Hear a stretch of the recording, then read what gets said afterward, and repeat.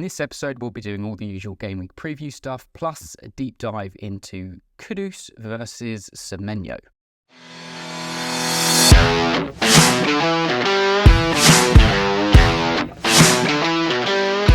Welcome back to the Draft FC podcast, the podcast website and YouTube channel dedicated to all things official Draft FPL. My name is Mitch and I'm your host for another game week preview, going over waiver options, hidden gems and general Premier League chat ahead of game week 4.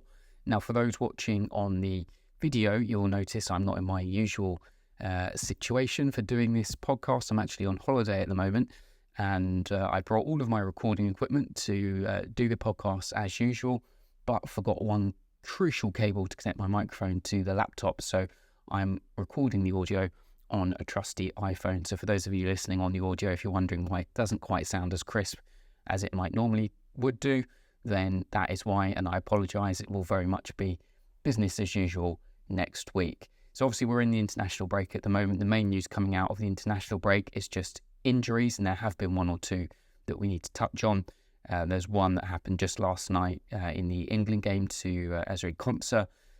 So fresh, in fact, I don't think I even added him to the slides for those watching on the video, but we'll certainly mention that in a minute. Somebody did message me in the last week or so asking about comparing Kudus and Semenyo, as you will have heard just in the little intro a few moments ago, which I thought was quite interesting. When I did that deep dive a few pods ago now, where I had that massive table of midfielders comparing them, Semenyo was the next guy on the list. In fact, I'd even penciled him into that table, but because the slide was getting so busy, I decided to cut him out. So we'll have a look at Semenyo, we'll have a look at Kudus.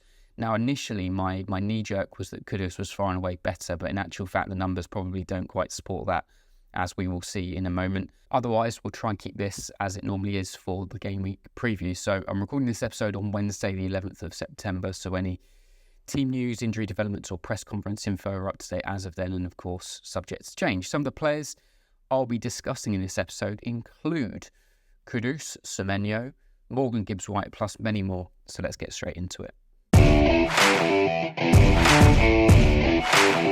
So a reminder that the Game Week 4 deadline for waivers will be on Friday the 13th at 11 a.m. Hopefully it's not unlucky for us draft managers, with the main Game Week preview then 24 hours later on Saturday morning. In terms of Waiver Watch, this is going to feel like a good couple of weeks ago now, because it was.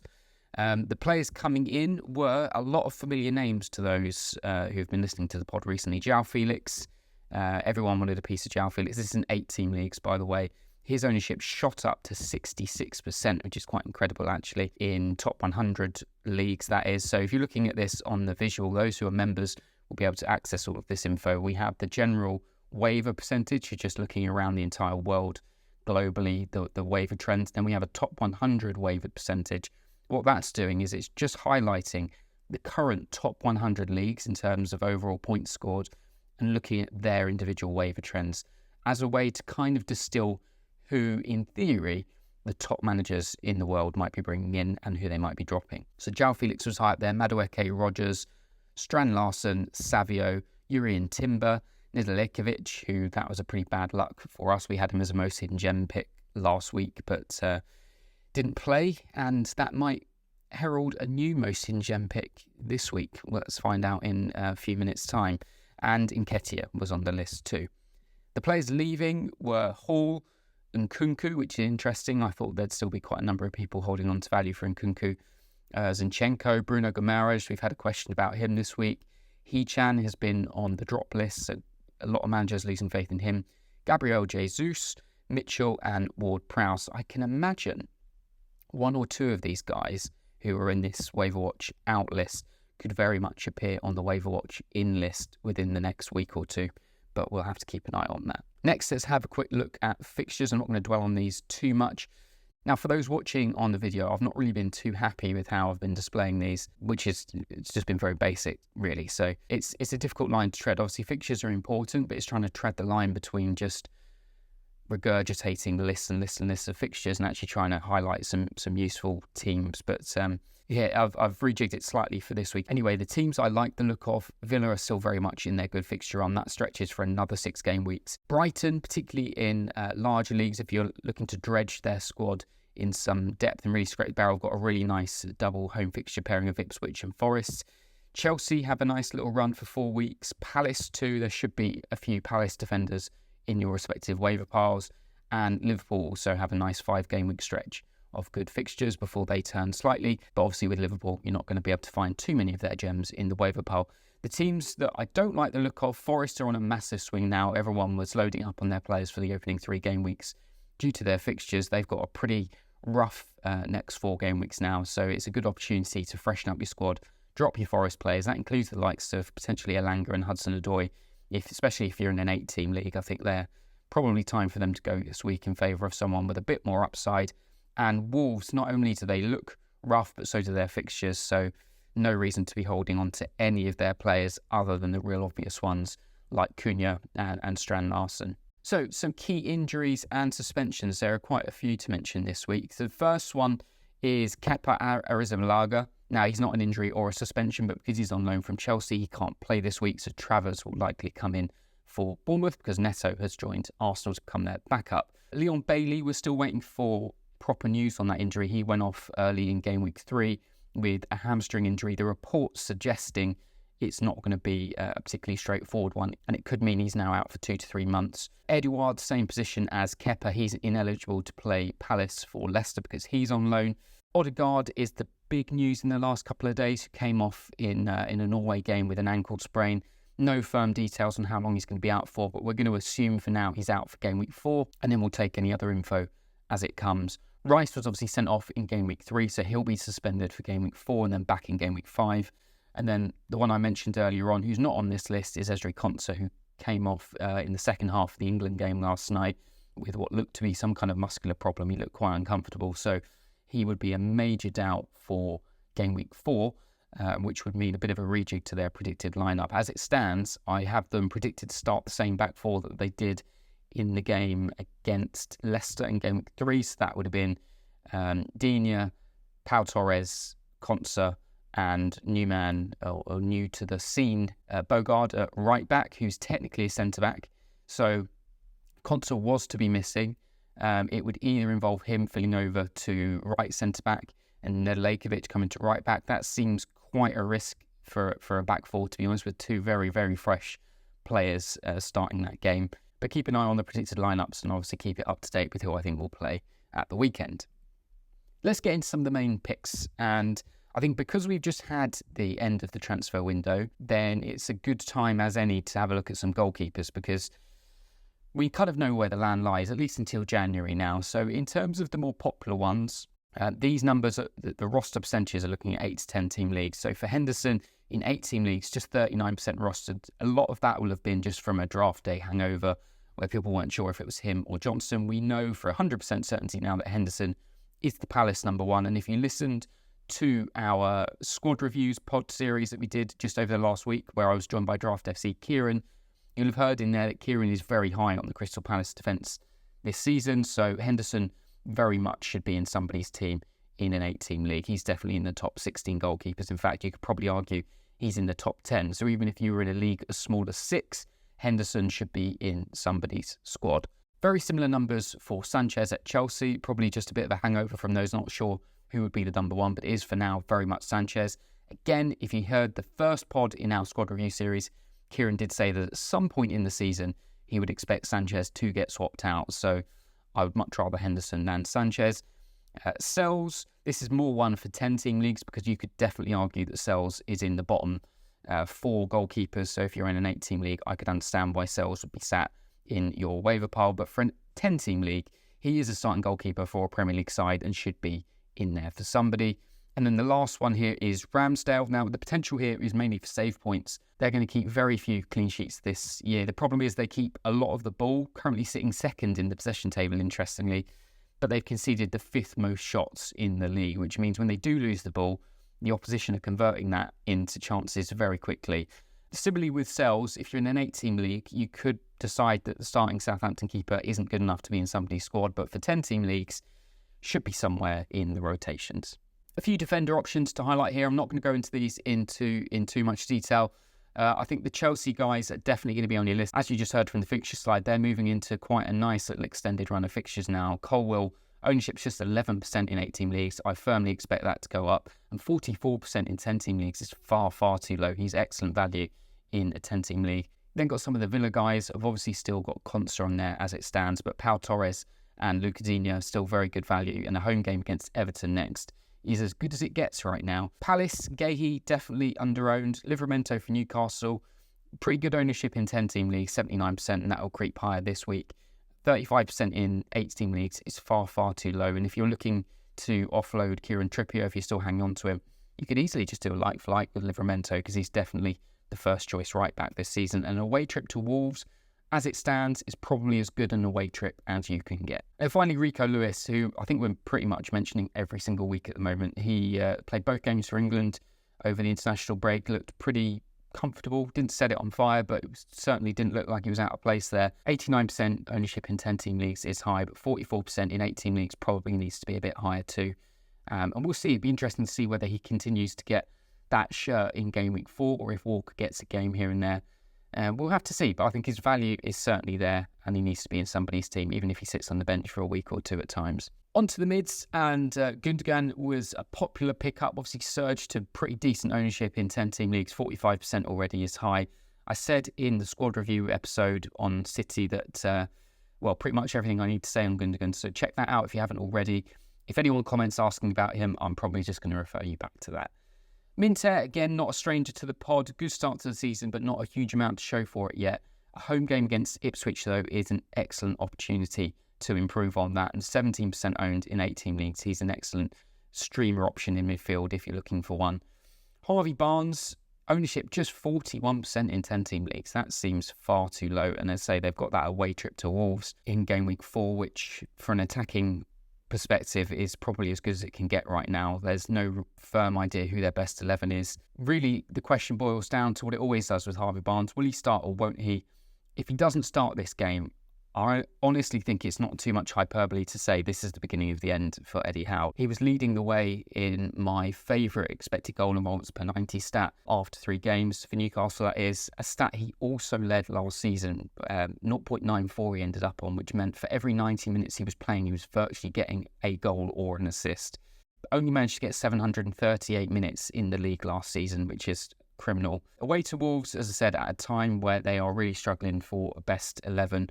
And worth picking up. I think if he obviously gets benched again, then you can drop him next week without much value lost. But if he does get in the run in the team, there is definitely potential there for Gordon and him to play, as we saw in game week 3. It's just whether we continue to see it or not. Next is Morgan Rogers. And if we don't see a return from him this week, his stock is going to start tumbling. And the injury to Bailey means Villa are going to have to shuffle things and rejig things a little bit in attack. But Rogers has to start converting his dominant displays into points. And if he doesn't, I'll be advocating to drop him as early as next week.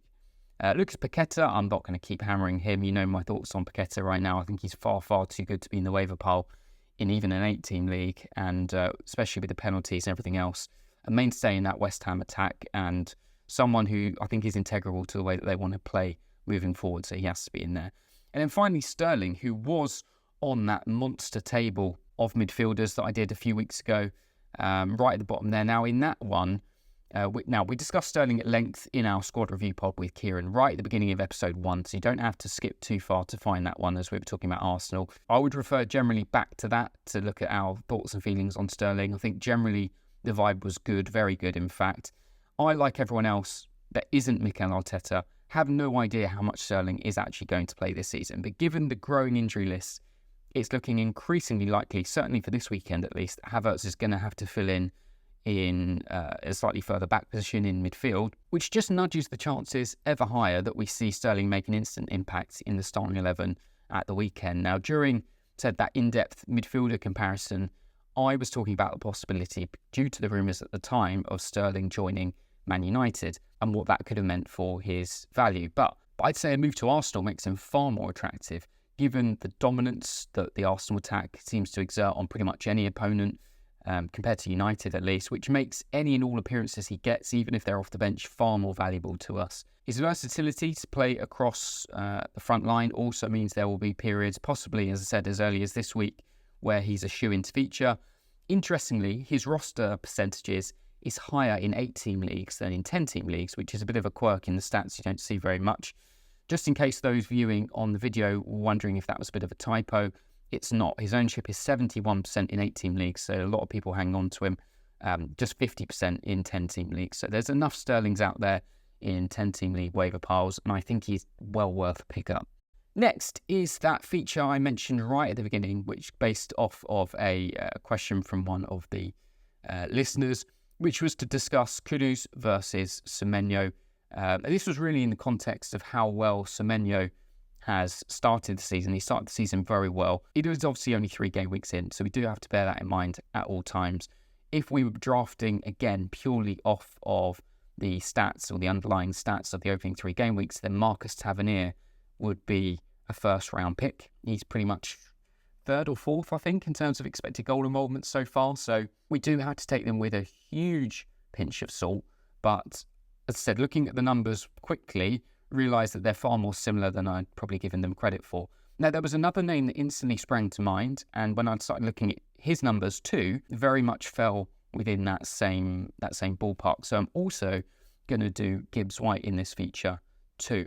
Now, this is the kind of thing actually I do quite enjoy doing, player A versus player B. Maybe not always player A versus B versus C, but I'm wondering about doing this as a regular weekly feature in terms of picking 2 players, potentially 2 players that are drawing a lot of attention, drawing a lot of questions to us in the DMs and on the comments and things.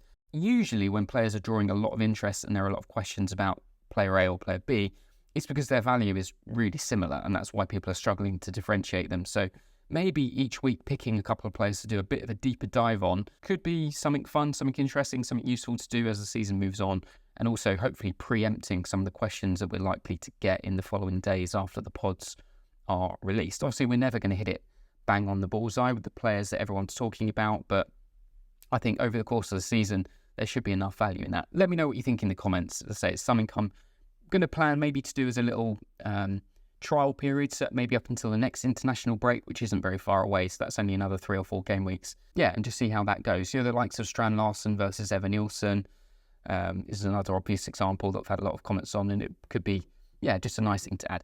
Anyway, let's get back to Kudus versus Semenyo versus Gibbs White. Now, hopefully we're all fairly familiar with these players. If you're not, Kudus is predominantly used as a left winger for West Ham. Semenyo is predominantly used off the right side for Bournemouth, and Gibbs White is much more of a central player. Though actually, if you look at Gibbs White heat maps, game to game, it does vary. He tends to either occupy a kind of left number 8 pocket or a right number 8 pocket, rather than being directly in the centre, operating as an obvious number 10.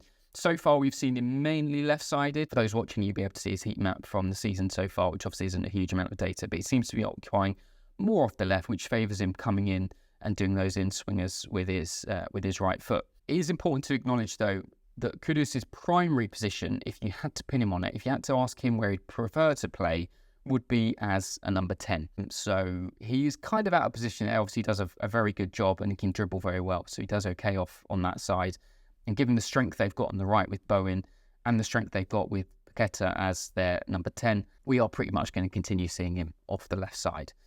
Now, let's get into some numbers. So I've kind of kept the table exactly as it was for that large pod that we did the other day, except I've added one column, which I will highlight in a moment, because there is one interesting number on there. So for those watching on the video, you'll be able to see that on screen. Now, for those listening on the audio, I will post a clip picture of this in the description below, so that you can have a look at this as we're going along too. If we start with Kudus, his roster at the moment is 90% in 8-team leagues, so he's pretty much unavailable. Although the fact that he's available in 10% of 8-team leagues is still pretty high to me. If we look at last year, he made 33 appearances, got 14 attacking returns in that time, 8 goals and 6 assists, and played about 2,500 minutes total. Now, one thing I've started to have a look at is how their underlying stats as a player compared to the underlying stats of the team as a whole. How big a slice of the pie do they occupy? Now, you'll know from all of these guys, they are generally not the main man when it comes to goals. Gibbs White, we could argue, is maybe more of an aspect for Forest than the other two are. But if we look at last year, West Ham's total XG was 55, and Kudus' XG was just over 5 personally. So that put him around 5th overall for West Ham. In terms of assists, their expected assist as a team was 38, and he got about 3.5, which again puts him in 5th. So 5th in terms of expected goal involvements, but actually if you look at actual output, goals plus assists, He was joint second with Ward-Prowse sitting on 14. With Semenyo, very similar, 33 appearances again, just over 2,000 minutes. Again, occupying about 10% of Bournemouth's total XG and about 10% of their total expected assists too, which put him in third for Bournemouth. He got 10 attacking returns last year, 8 goals and 2 assists. And if we look at the expected stats on screen, that new column that I've highlighted there is expected goal involvements per goal involvement. So what I'm looking at there is how much of an underlying stat does that player need to get in order to produce one actual attacking output. So if we look at Semenyo, so that's the column where it's XGI/GI. For Semenyo, we've got 1.02. We can pretty much call that 1. What that means is for an XG of 1, Semenyo will score 1. For an expected assist of 1, Semenyo will assist 1. So his underlying stats are virtually exactly corresponding with his output. If you look a nudge below that and move on to Gibbs-White, Gibbs-White is 1.04, which is pretty much exactly the same too. So for every time Gibbs-White gets an XG of 1, he will score 1. Now, obviously, the way XG and XA works is a shot might get 0.3 XG, 0.2 XG, so it's a cumulative thing. But overall, if Gibbs-White gets enough chances where we expect him to score, he does. Probably the key difference that differentiates Gibbs-White in this list is his position in terms of minutes and starting on the pitch. So he made 37 Premier League appearances last year, over 3,000 minutes and 15 attacking returns, 5 goals and 10 assists. If we look at his XG, he is about 10% of, just over 10% of Forest's total XG, which put him in third. In terms of expected assists, he was first for Forest, which probably doesn't surprise you given what we know his role is in the team. And overall goal involvements for Forest, he was actually joint first with Chris Wood. Now, Chris Wood got 14 goals and just 1 assist. As we heard there, Gibbs-White is predominantly operating off assists, which is what we would expect when you've got a target man like Wood in the box. The number that I want to draw your attention to, and I've skipped over it, is for Mohamed Kudus. Now, his expected goal involvements per goal involvement sits at 0.62. So what does that mean? That means that Kudus generally overperforms his underlying stats. So in order for Kudus to score a goal, he only needs to accumulate an XG of 0.62. So in other words, a chance that is probably a 2 out of 3 chance if you were to look at it as an individual shot. Again, this is not really how it works, but if you think about it and distill it into a single shot that had a 62% chance of scoring, Kudus is basically putting them away every time, just as one way to contextualize it. So if we look at that final column where we're predicting the expected output, what we're doing in that column, and it's the same that we did in the previous podcast where I had this as a full table, we're looking at their expected number of minutes for this season and multiplying it by their expected goal involvements per 90. So you can see that for Semenyo and Gibbs-White, it's coming out at 13. Interestingly, Kudus is only coming out at 9 because his expected stats, his underlying stats, are so much lower than theirs, but he's still able to take huge advantage of that and outperform those stats. If you actually look at his output last season and use that as your metric, his expected goal involvement for this season would come out closer to 14 or 15. So it actually put him above the likes of Semenyo and Gibbs-White. The reason for that, if you want to make it super simplistic, is you could argue Kudus is a better footballer than Semenyo and Gibbs-White. So he can put away a harder chance than Semenyo and Gibbs-White can on average. Now, others will argue that players will generally regress towards the mean over time, and that is the case for most players. There are some obvious exceptions, but again, the obvious exceptions are good football players. Heung-min Son, for example, is the obvious one that everyone looks at. He outperforms his expected underlying stats every season. So if you were just purely trying to model him on his XG, you would vastly undervalue him every single season. And potentially we have to put Kudus in a similar bracket and not look at his XG and look more on his actual output that he did last year. His role in the team is exactly the same, so there's no reason why it should be that different. We've got a new manager, but actually the style should be more front-footed and more attacking, and he should have more freedom to do what he likes to do. So although I've just to purely even up the numbers, done exactly the same maths, which puts him on 9, I would argue that you could actually put that on closer to 14 or 15. Now, if you to round all of this up and actually say, okay, well, who's going to get the most FPL points by the end of the season? They are going to be very, very similar. Semenyo, I think, is going to take on more of a talisman-type role for Bournemouth in the absence of Solanke, which means he could be more likely to be the one getting that last-minute winner, that goal in a 1-0 win, more bonus points. Gibbs-White has the advantage of playing far, far more minutes, and it's a very underlooked stat when comparing players, but he's going to be picking up 2 points pretty much every week of the season just for being on the pitch. And then Mohamed Kudus is going to make his money predominantly off attacking returns, but also those minutes too, because I don't expect him to be dropped very often unless he's injured. So yeah, I think they're all going to be very, very similar. And if you're asking me, should I swap Semenyo for Gibbs White? Should I swap Gibbs White for Kudus? My answer would be do whatever you feel, because ultimately that decision is not going to make or break your season. The final thing to point out, obviously, is that ADR, that's average draft rank. So this is where these players were taken on average on draft day. Kudus was far and away the highest, pick 44 overall on average, and Semenyo was getting picked up right down at 115. So my take home from that is Semenyo probably was excellent value, and because of that, is getting overlooked in a lot of leagues and sitting in the waiver pile, probably just due to a bit of historical snobbery, really, on our part, because of his role and because Solanke was just dominating everything. But I think we do need to start looking at him in a much higher clutch of midfielders, and it'll be interesting to see how, once Evan Nilsson really settles in, how well they can all do together. And that segues quite nicely onto Evan Nilsson, who I've highlighted here as an under-owned striker, alongside Strand Larsen, who I mentioned as could be quite a good comparison point, and their ownership is reflecting just how closely managers have valued them so far on the waivers. I'm going to skip over those, though, in the interest of time for this week, but I think for 8-team leagues, they are both good enough to be a top 24 striker and in somebody's draft squads.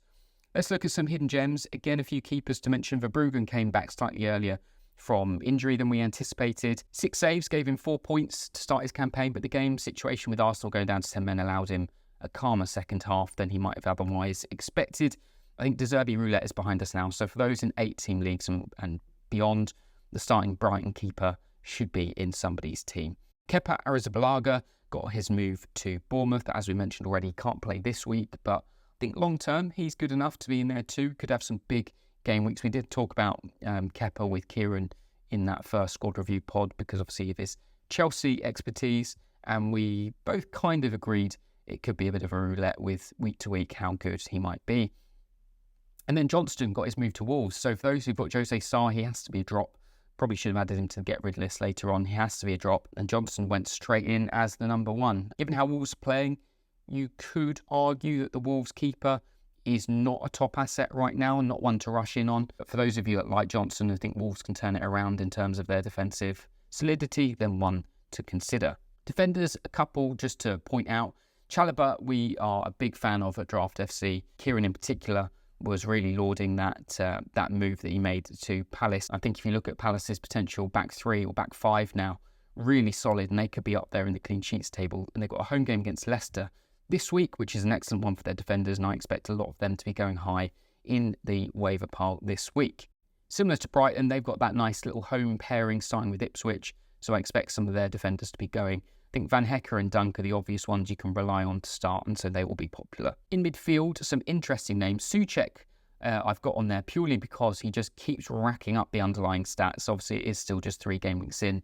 But the away trip to Fulham, it's not the worst fixture for him. It's just whether or not he starts. That midfield is still in a little bit of flux. And I think however they set up in game week 4 is probably going to be more of an indicator of how they're going to line up down the stretch.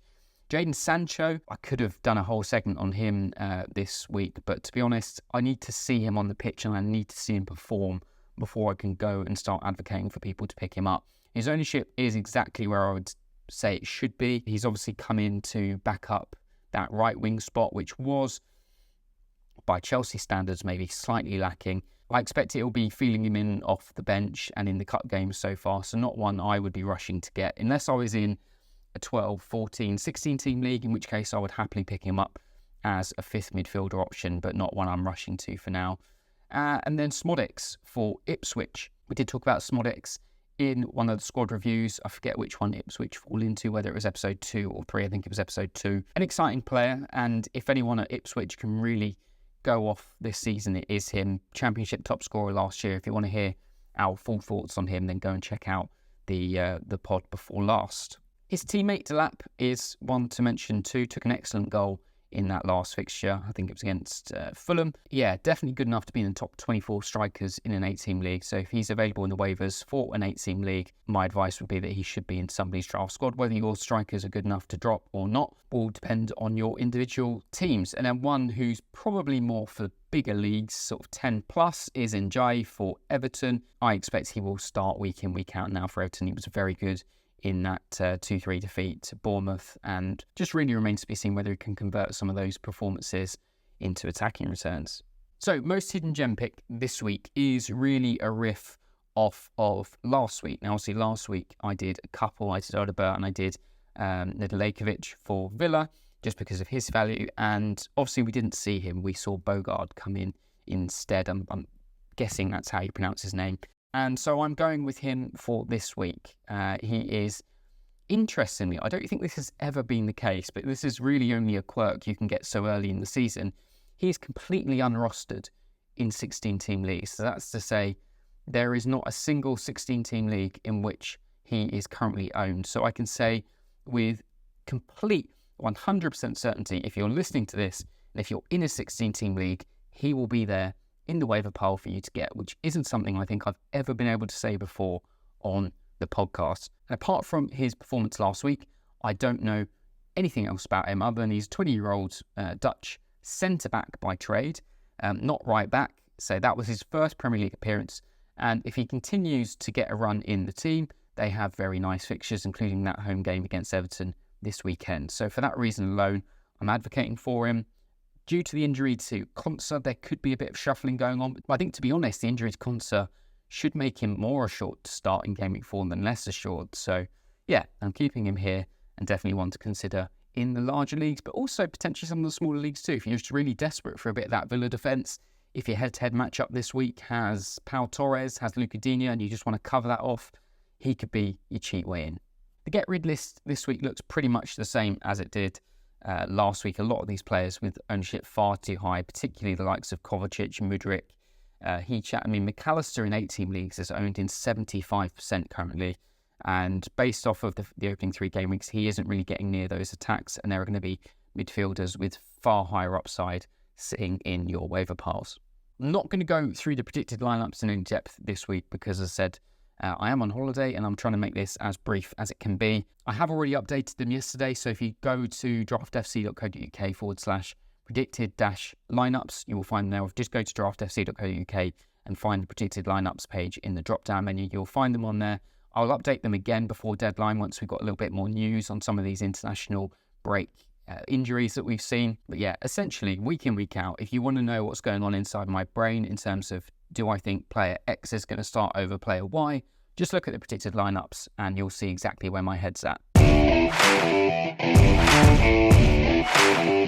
So that is it for this episode. A reminder that waiver deadlines will be processed at 11 o'clock on Friday morning ahead of the main game week deadline at 11 o'clock on Saturday morning. If you like your draft FPL and you're a fan of the content we make, then make sure you're subscribed on YouTube and give us a thumbs up if you found any of this useful. Feel free to comment below and I will get back to pretty much most and all of the comments if you're asking for advice or questions. Also, just like people commenting. You don't always have to ask a question about your team. If there's something you said you don't agree with, another point that you think is interesting, if you want to make some suggestions for those player A versus player B segments that I'm planning on doing over the next few weeks, then by all means do that, because I'm probably going to be led by you guys on that.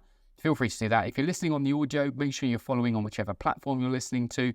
And another way to get hold of me if you need is on X. Give us a follow at draft_FC and we're fairly active on there. For those of you that play draft on the official FPL game, then head over to draftfc.co.uk and have a look at everything we've made on there. We're kind of doing final pre-season updates this week ahead of Game Week 4. I know a few of you who are already members have been asking about the updates to the waiver planner and things. That should all be ready by the time Game Week 4 comes around. So then you'll be able to experience everything in all of its glory. I'm not going to do the full sell to you today, but just head over there and have a peek if you think there could be something you're interested in. It's $3.99 a month on the standard plan, which isn't a huge amount and really helps support the website and help support the channel. So we're going to leave things there for this week, and from a slightly cloudy Cornwall, as always, stay sharp.